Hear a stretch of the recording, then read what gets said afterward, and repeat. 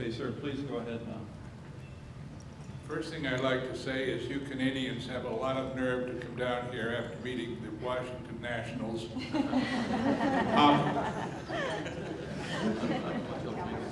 Capitals. They're from Toronto. I've been working for about 3 years on a contract with the Defense Adventure Search Project Agency on using computers as a way to help with negotiations, where the computer becomes a third party rather than a human being. And we've been looking, particularly for the past year, one of our examples has, of course, been the Israeli-Palestinian flat. And many people here might be interested in the large number of conferences like this one that have been occurring here in Washington over the past year. Great deal of them. And I want to, not that I'm important enough to congratulate you, but you've done a wonderful job with this one. But one of the theories of efficient negotiation is that the more issues are on the table, oddly enough, the easier it is to make a deal, because different parties in the negotiation have important things that are more important to them than the other guy, and there's room for trade-offs. So I strongly recommend that you Canadians, and having come from New Hampshire, we always look down on the Canucks,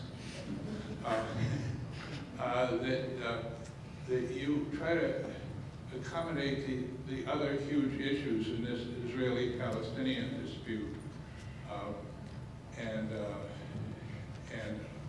And other than that, I wish you all kinds of luck. Thank you very much. Mike.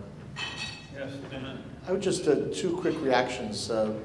As you go through the material on the website of the initiative, you're going to see some work done by architects. One of the most creative aspects of this was to bring in some young architects and see whether or not different ways of looking at, for example, entry and exit to and from the old city could help resolve what would normally be not just a traffic and congestion issue, but could erupt into a political issue if 2 parties end up bumping into each other. So reference to these outside tools, whether it's computers, in this case architects, I mentioned earlier in my remarks the GIS mapping capabilities, which we now have that we didn't have years ago when we were doing other negotiations, that give us the ability to move a line on a computer and find out exactly who the people are who are being impacted, the economic resources that are affected, and the land area that's implicated in such changes. So you're exactly right. There are a lot of tools available that can now be brought to bear in resolving these problems. There's an interesting aspect, incident that I had discussing with someone that's now a senior Likud cabinet minister at the time when we started this project, and seeking his views as to whether we could have such a special regime. And he found great difficulty in the entry and exit of vehicles and individuals into and out of the old city, that it would take too long, that it would be confusing, that there would be a buildup of frustration and what have you, that simply the territory was not large enough to allow for this vast influx and flow out in any realistic time and under any realistic circumstances.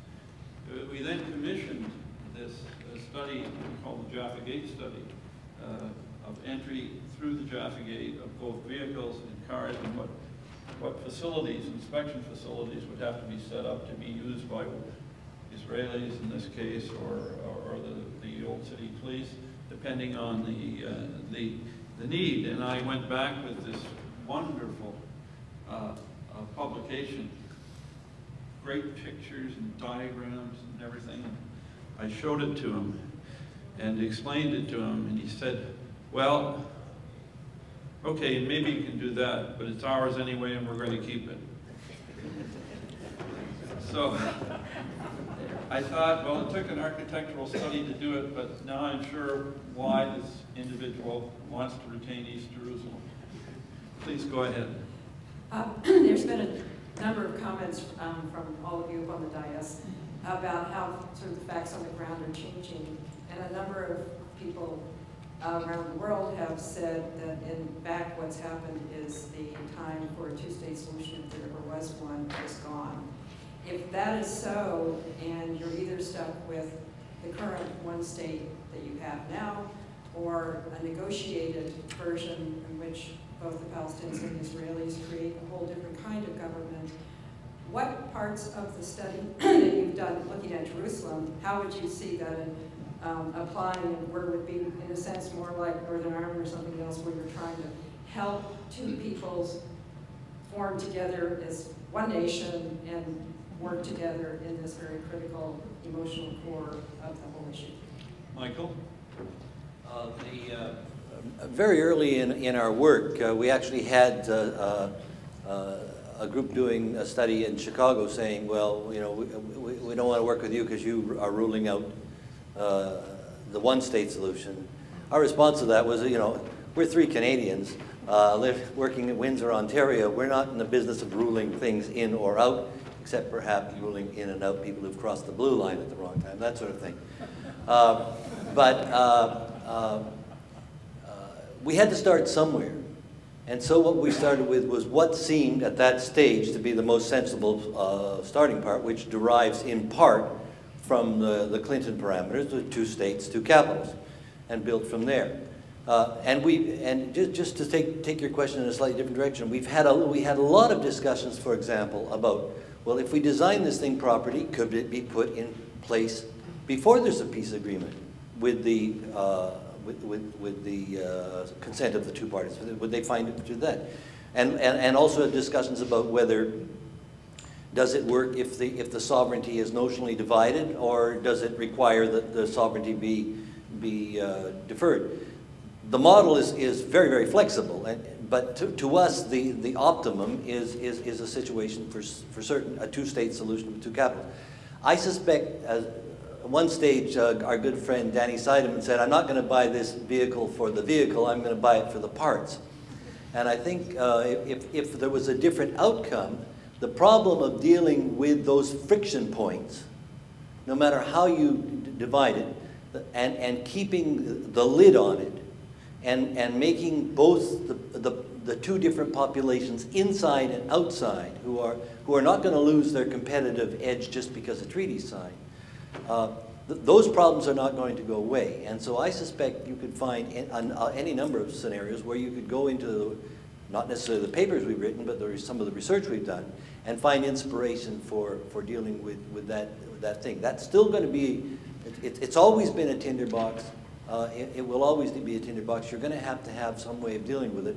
And the way that deals with it the best is not the status quo, but something where people can look at it and say, for the most part, this is fair. And that's the problem. I mean, and it goes right down to people's day-to-day lives there. You know, if you have people live there, they have families, they want to expand building.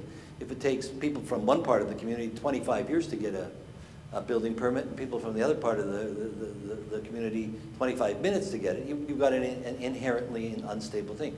So if you put some stabilizers in there, regardless of what the final outcome is, you'll find inspiration for a lot of them in the work we've done.